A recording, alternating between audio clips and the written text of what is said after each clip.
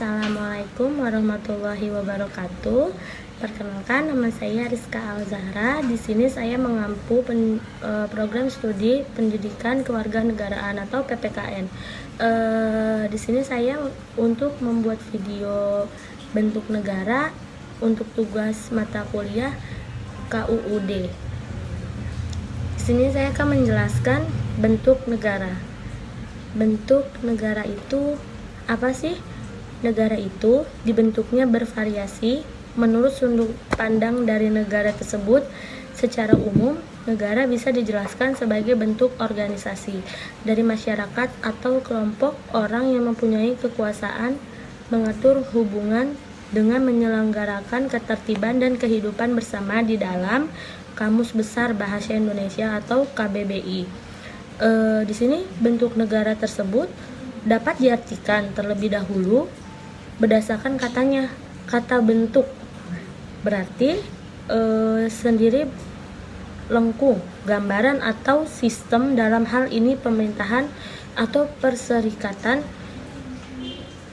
dan yang berhubungan dengannya. Sedangkan kata negara adalah organisasi dalam suatu wilayah yang mempunyai kekuasaan tertinggi secara sah serta ditaati oleh seluruh rakyat Indonesia.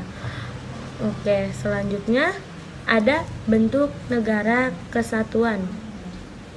Di sini bentuk negara kesatuan bersusun tunggal, yaitu kekuasaan untuk mengatur seluruh daerahnya ada di tangan pemerintah pusat. Dalam negara kesatuan hanya ada konstitusi, satu kepala negara, satu dewan menteri, kabinet, dan satu parlemen.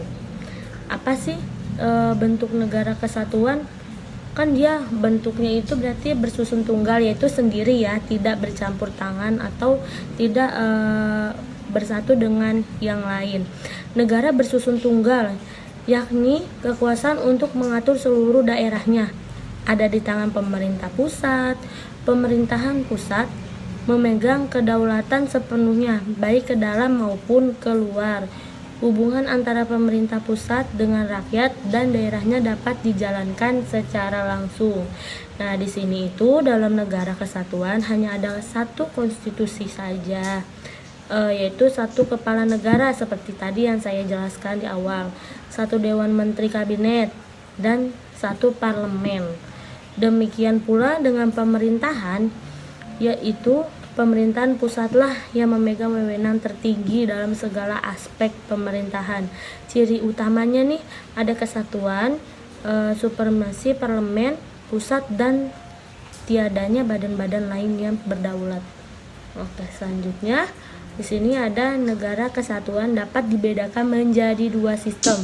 Yang pertama di sini ada sistem sentralisasi dan yang kedua sistem desentralisasi.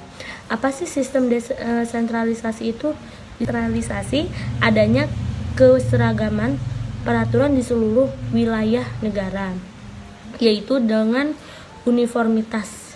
Yang kedua, adanya kesederhanaan hukum karena hanya ada satu lembaga yang berwenang membuatnya. Nah, yang ketiga, penghasilan daerah dapat digunakan untuk kepentingan seluruh wilayah negara. Nah, oke, yang berarti di sini saya akan menjelaskan kerugiannya ya. Kerugiannya itu bertumpuknya pekerjaan pemerintah pusat sehingga sering menghambat kelancaran jalannya pemerintahan. Nah, yang kedua, peraturan kebijakan dari pusat sering tidak sesuai dengan keadaan kebutuhan daerah. Nah, yang ketiga nih, daerah-daerah lebih bersifat pasif menunggu perintah dari pusat sehingga melemahkan sendi-sendi pemerintahan demokratis karena kurangnya inisiatif dari rakyat. Nah, yang keempat, rakyat di daerah kurang mendapatkan kesempatan untuk memikirkan dan bertanggung jawab tentang daerahnya. Yang terakhir, keputusan-keputusan pemerintah pusat sering terlambat. Oke, selanjutnya itu ada sistem desentralisasi. Di sini sistem desentralisasi, pembangunan daerah akan berkembang sesuai dengan ciri khas daerah itu sendiri. Yang kedua, peraturan dari kebijakan daerah sesuai dengan kebutuhan dan kondisi daerah itu sendiri. Nah, tidak bertumpuknya pekerjaan pemerintah pusat sehingga pemerintahan dapat berjalannya lancar. Berarti beda ya sama yang tadi, kan tadi yang sentralisasi itu kan dia rugi. Kalau di sini kan keuntungannya. Berarti yang desentralisasi itu dia pekerjaannya tidak menumpuk karena pekerjaannya itu ditanggung oleh pemerintah atau negara-negara yang menjalani tugas tersebut. Nah, selanjutnya itu partisipasi dan tanggung jawab masyarakat terhadap daerahnya akan meningkat. Berarti masyarakat juga harus mempunyai diri terhadap tanggung jawabnya, seperti ya pasti kan di masyarakat itu di lingkungan warga negara ada kepala daerah atau RT, RW. Nah, di situ yang akan mengurus lingkungannya untuk menggerakkan masyarakatnya agar menjalankan tugas-tugasnya dan kewajibannya. Nah, yang terakhir ini penghemat biaya karena sebagian ditanggung sendiri oleh daerah, sedangkan kerugian sistem desentralisasi adalah ketidakseragaman peraturan dan kebijakan serta kemajuan pembangunan. Oke, yang selanjutnya di sini ada keuntungan sentralisasi. Berarti adanya keseragaman peraturan di seluruh wilayah. Adanya keseragaman peraturan di seluruh wilayah. Berarti di setiap wilayah itu mempunyai peraturan yang dibikin oleh wilayahnya sendiri-sendiri. Nah, yang kedua adanya kesederhanaan hukum. Yang ketiga, penghasilan daerah dapat digunakan untuk kepentingan seluruh wilayah negara.